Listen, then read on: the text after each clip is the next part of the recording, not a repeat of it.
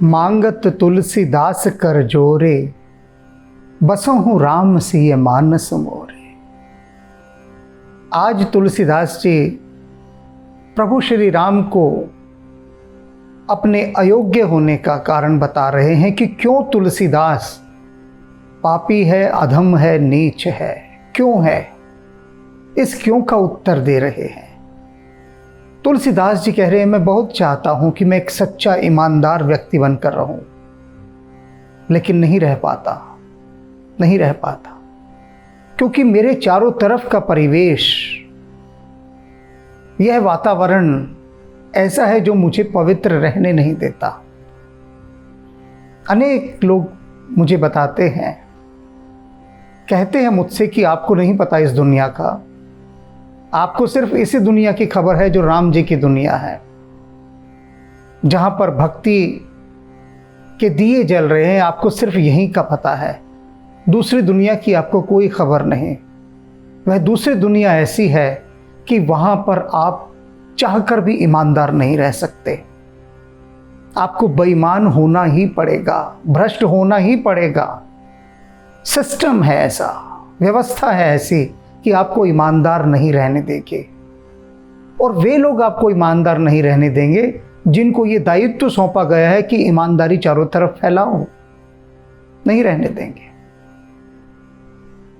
एक व्यक्ति ने उदाहरण दिया मुझे, कहता है कि मानकर चलिए मेरे पास एक फाइल आती है और उस पर लिखा जाता है कि सब चीज ठीक है, इस पर साइन कर दो। और मैं देखता हूं कि जो काम हुआ है, मान लीजिए एक निर्माण का काम हुआ और उस निर्माण में सिर्फ रेता लगाया गया, घटिया ईंटें लगाई गई, मतलब जो भी बिल्डिंग मटेरियल इस्तेमाल किया गया वो थर्ड क्लास, बिल्कुल घटिया। अब वह व्यक्ति कहता है अगर मैं उस फाइल को साइन नहीं करूंगा तो मेरे सीनियर्स में जो जीना हराम कर देंगे, न केवल सीनियर, जूनियर पे, पूरा डिपार्टमेंट मेरे ऊपर हावी हो जाएगा कि साइन क्यों नहीं करता। और अगर मैं अड़ गया तो मुझे इतनी मुसीबतें झेलनी पड़ेंगी कि जिसका कोई हिसाब नहीं। उदाहरण के लिए उसने बताया, तो उसने कहा आप समझ नहीं सकते, जान नहीं सकते कि सिस्टम कैसा है कि आपको ना चाहते हुए भी झूठ बोलना पड़ेगा, बेईमानियां करनी पड़ेगी और भ्रष्ट लोगों के साथ चलना पड़ेगा, ईमानदारों के साथ नहीं, मजबूर होकर। और आप चाहें कि ईमानदार होकर उन भ्रष्ट लोगों की शिकायत कर दें ऊपर, जितनी मर्जी कर दीजिए, कुछ नहीं होने वाला, कुछ नहीं। आप और मुसीबत में पड़ जाएंगे शिकायत करके। तो इसलिए लोग मुझे बताते हैं कि आप बातें तो करते हैं यहाँ बैठकर कि हमें ईमानदार होना चाहिए, परोपकारी होना चाहिए, देशभक्त होना चाहिए, सात्विक होना चाहिए। ये बस होना चाहिए ही तक ठीक है। आपने बोला, हमने सुन लिया, खुश हो गए, हो नहीं सकता। क्योंकि जो सिस्टम है, जो व्यवस्था है, जो चारों तरफ का परिवेश है, वो हमें ईमानदार रहने ही नहीं देता। लाख कोशिश कर ले हम, भूले भटके कोई एक आध रह पाता है, भूले भटके, तो वह दीनहीन होकर जीता है अपना, रह रहा है तो। और कुछ पर जिन पर राम जी की पूरी कृपा है वे ईमानदार भी रहते हैं और दीनहीन भी नहीं रहते, पर वे बहुत गिने चुने हैं, बहुत गिने चुने। तो आज यही बात तुलसीदास जी कह रहे हैं कि मैं निरंतर पापों में गिरा हूं, चाहता हूं ना करूं पाप, लेकिन परिवेश ऐसा है, सिस्टम ऐसा है, व्यवस्था ऐसी है, कलयुग ऐसा है कि मुझे ना चाहते हुए भी पाप कर्म करने पड़ते हैं। और अब मैं भिखारी बनकर आपके द्वार पर आकर बैठ गया हूं, भीख मांग रहा हूं आपसे, भीख मांग रहा हूं। और हमें भी यही भीख मांगनी है। लेकिन फिर भी मैं यही कहूंगा, ऐसी भीख मांगते हुए भी ये पुरजोर कोशिश करनी है कि हम ईमानदार रह पाएं, हो पाएं, जितना हो सके उतना तो ईमानदार हो, जहां तक हमारा बस चलता है। जब हमारा बस ही ना चले कि हमें लगे अब तो ईमानदार हम रह ही नहीं सकते, तब की बात अलग है, तब आप क्या कर सकते हैं। अब एक आदमी आ जाए आपके सामने और हथियार लिए और कहता है कि दे दो जो भी तुम्हारे पास सारा माल है। डाका डाल रहा है वो आप पर, तो मजबूरी में आपको देना पड़ेगा। ऐसे ही कोई मजबूरी में आपसे कह रहा है कि यहां साइन करो, और आपको पता आप इतने कमजोर हैं, लाचार हैं, बेबस है कि आपको करने ही पड़ेंगे और कोई रास्ता ही नहीं है। उसके पास हथियार है, किसी के पास अधिकारों का हथियार है, पावर है उसके पास, ऊंची पोस्ट पर है, वो आपको ऑर्डर कर सकता है कि आप साइन करो, यहां पर करने पड़ेंगे, नहीं तो नौकरी छोड़ दीजिए। दो ही रास्ते हैं, और नौकरी छोड़ देंगे तो फिर भीख मांगो, निकलो, वही जो तुलसीदास जी अब निकले हैं भीख मांगने। लेकिन इन सब के बाद भी जहां तक हो सके अपनी तरफ से ईमानदार होना है, परोपकारी होना है। जब बात आपके हाथ में हो पूरी तरह से और आप ईमानदार रह सकते हैं, तब आपको ईमानदार रहना होगा। ऐसे ही तो अभ्यास होगा धीरे धीरे। तो अब तुलसीदास जी की हम बात पर चलते हैं। द्वार हूं भोर ही को आज, कह रहे हैं हे राम जी, मैं तो सुबह होते ही, अभी सूरज भी नहीं निकला था, कि आपके द्वार पर आकर बैठ गया हूं। असली भिखमंगा हूं मैं, कोई छोटा मोटा भिखमंगा नहीं हूं कि सोचे कि चलो 8-9 बजे चले जाएंगे भीख मांगने, ना, तब तक तो बात हाथ से निकल जाएगी। जो बढ़िया भिखारी होता है ना, वो सुबह सुबह पकड़ता है आदमी को भीख मांगने के लिए, क्योंकि सुबह आदमी का मन ऐसा होता है कि कुछ देने वाला मन होता है उसका सुबह। तो इसलिए जो कुशल भिखारी हैं वो सुबह सुबह बहुत भीख मांगते हैं। पता है कि आदमी सोचेगा चलो यार दे दो कुछ, सुबह सुबह दे दो, बहुत सुबह, क्योंकि कहीं जल्दी भी नहीं होती। आप दफ्तर के लिए जा रहे हैं, कोई आपसे कहे कि जरा पैसे दे दो, आप देखेंगे भी नहीं कि ऑफिस पहुंचना है, फुर्सत ही नहीं। ऑफिस से वापस लौट रहे हैं घर, तब भी फुर्सत नहीं, लेकिन बहुत सुबह, मन भी कुछ दान वाली स्थिति में होता है। तो तुलसीदास जी कह रहे मैं एक सदा हुआ भिखारी हूं, सूरज भी नहीं निकला और आपके द्वार पर आ गया, और शांत थोड़ी ना बैठा हूं, चीख पुकार मचा दी है द्वार पर आकर। कैसे? रटत रिहा आर और ने कौर ही तिकाज, कहते हैं और रे रे रे रे रे करके पुकारे जा रहा हूं तुझे। जो भिखारी होता है उसकी रे रे कम नहीं होती। रे रे क्या, अरे बाबा दे दे, अरे मेरे मालिक, अरे अरे अरे, तो जो अरे अरे अरे है उसकी रे रे रे रे रे हो जाती है। अरे अरे अरे अरे अरे को बोलते जाइए, बार बार तेजी से बोलिए तो रे रे रह जाएगी। जैसे मरा मरा मरा बोलेंगे तो राम रह जाएगा। तो तुलसीदास जी कह रहे हैं कि मेरी जो ये रे रे है ना, ये बेचैन कर देगी राम जी आपको। मैं ऐसा भिखमंगा हूं, ऐसा भिखारी हूं, आपके द्वार पर मुंह अंधेरे आ गया हूं, और ये रे रे का अपना मैंने आर्तनाद पुकार भिखमंगापन गाना शुरू कर दिया है, और मुझे कुछ ज़्यादा की दरकार नहीं है, बस एक टुकड़ा चाहिए रोटी का, एक टुकड़ा, उसी से मेरी बात बन जाएगी।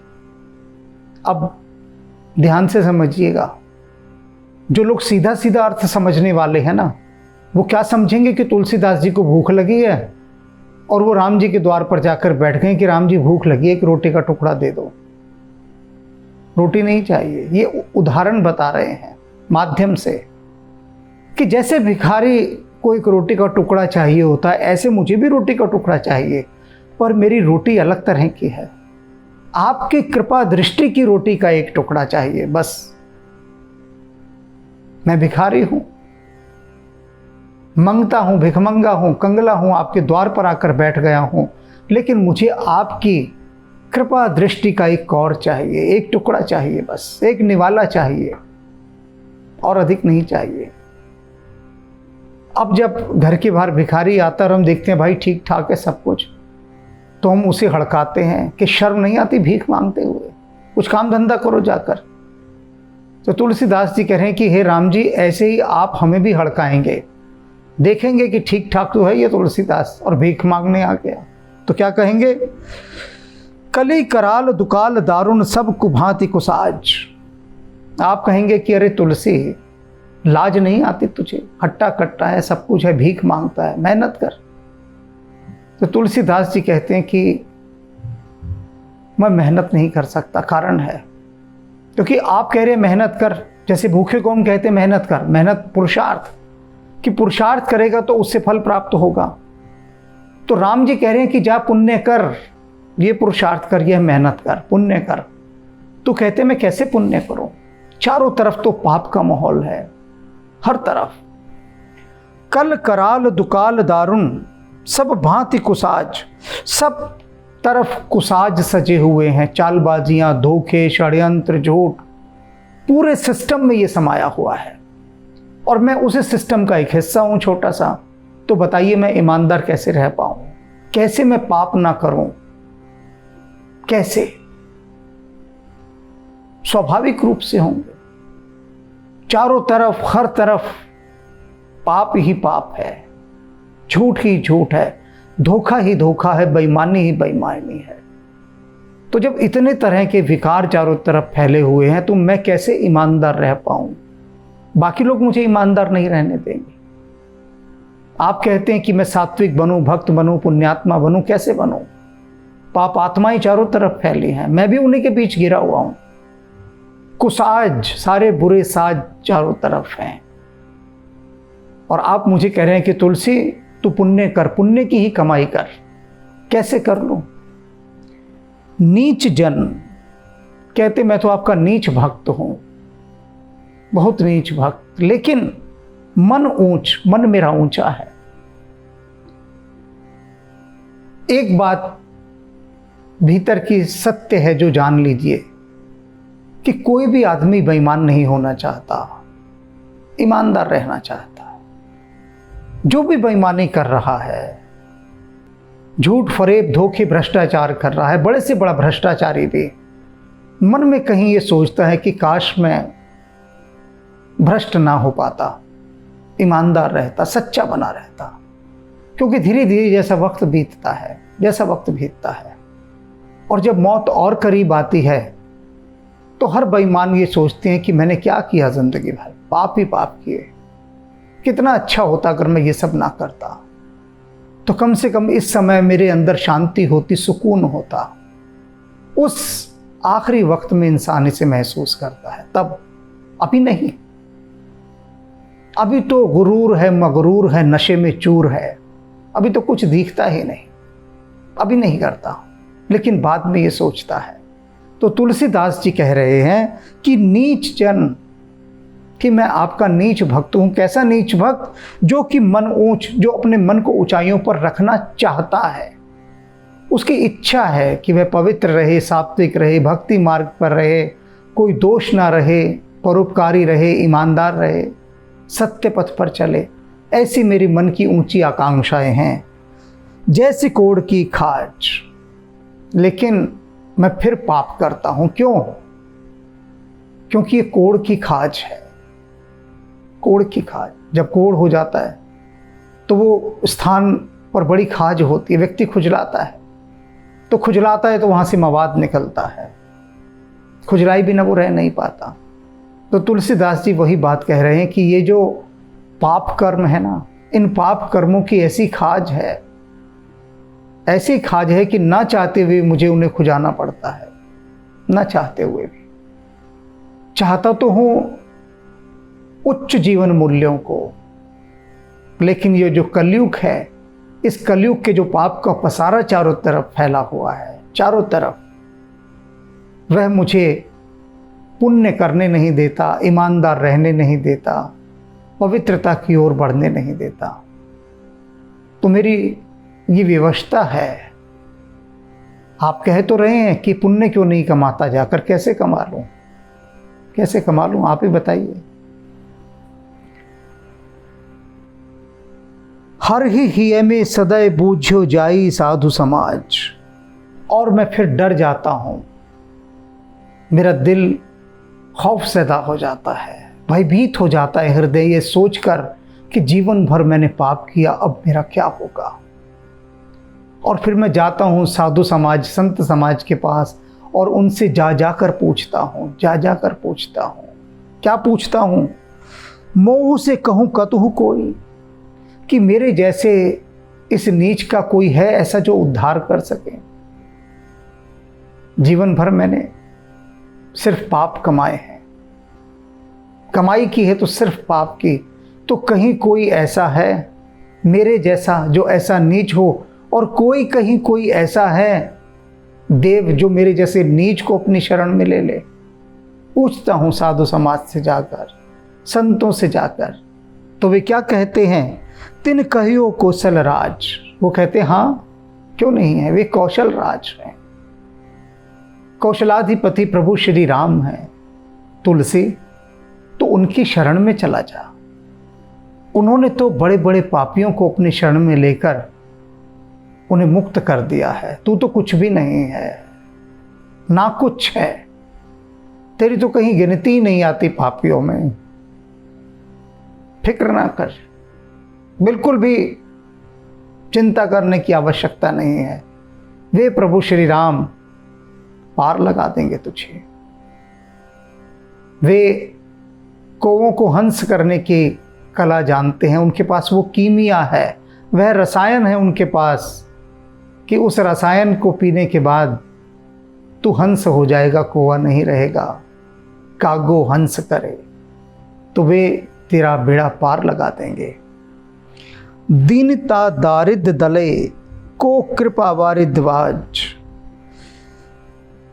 कि हे कृपा के सागर, आपके अतिरिक्त भला कौन ऐसा है जो दीनता और दरिद्रता दोनों का दलन कर दे। दीनता माने क्या? दीनता माने हीन भावना, इंफीरियरिटी कॉम्प्लेक्स। तुलसीदास जी कितने दीन हैं कि मैं जीवन भर मैंने कितने पाप किए। जो भी पाप के मार्ग पर होते हैं वो दीन हो जाते हैं, दयनीय है, बेचारे सोचते हैं कि क्या करें, बताओ हमने इतने पाप किए, आत्मग्लानि से भर जाते हैं। तो तुलसीदास जी कह रहे हैं कि आप किसी को दीन नहीं रहने देते, आत्मग्लानि से भरा हुआ नहीं रहने देते, उसे बाहर निकाल देते हैं उससे, और दरिद्र भी नहीं रहने देते, उसकी सारी गरीबी हटा देते हैं, गरीबी भीतर की भी और बाहर की। दान दशरथ राय के तू बान ही सरताज। हे दशरथ के पुत्र, तुम तो दानियों के सरताज हो, तुम्हारे जैसा दानी कोई नहीं, सरताज हो। क्योंकि जिसको राम ने एक बार दान दे दिया वह फिर कभी भिखारी नहीं रहता, फिर दोबारा उसके पास मांगने के लिए कुछ बचता ही नहीं। राम जी का दान ऐसा दान है। बाकी लोग दान देंगे, समाप्त हो जाएगा, आपको फिर मांगना पड़ेगा, फिर भिखमंगे हो जाएंगे।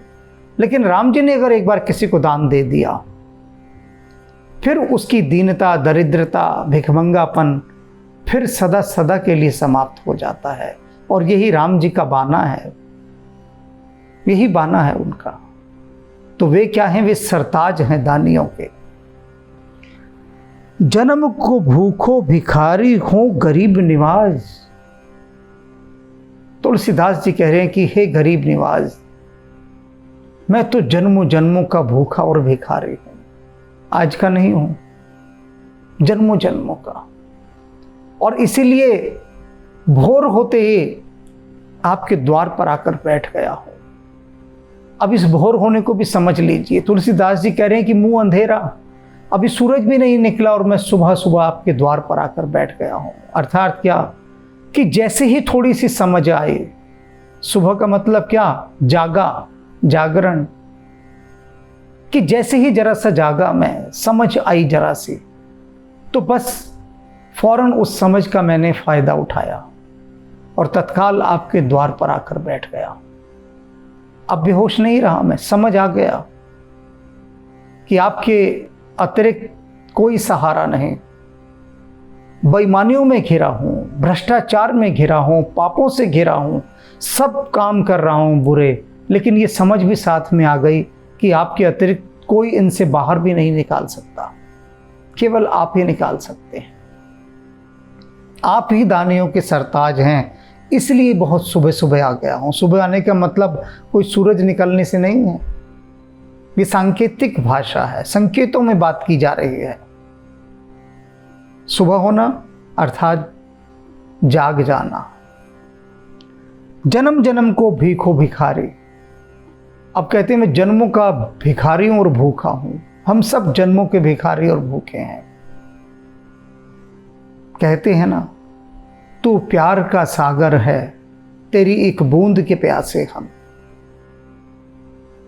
हम किस चीज की भीख मांग रहे हैं? उसकी कृपा की एक बूंद की भीख मिल जाए, बस वे कृपा कर दें ऐसी, एक बूंद टपका दे अपने प्रेम की, अपने कृपा की, तो बस उस अमृत से ही हमारा सब कुछ सध जाए। तो ये जन्मों जन्मों का जो भिखारी है तुलसीदास, अब आगे क्या कहता है? पेट भर तुलसी ही जिमाइए। कहता है हे राम जी, आप भरपेट इस अपने तुलसी को जिमा दीजिए। घर में हम पूजा पाठ होता है, पंडित जी को जिमाते हैं ना बिठाकर, या घर में दामाद आती तो दामाद जी को जिमाते हैं कि जिमिए।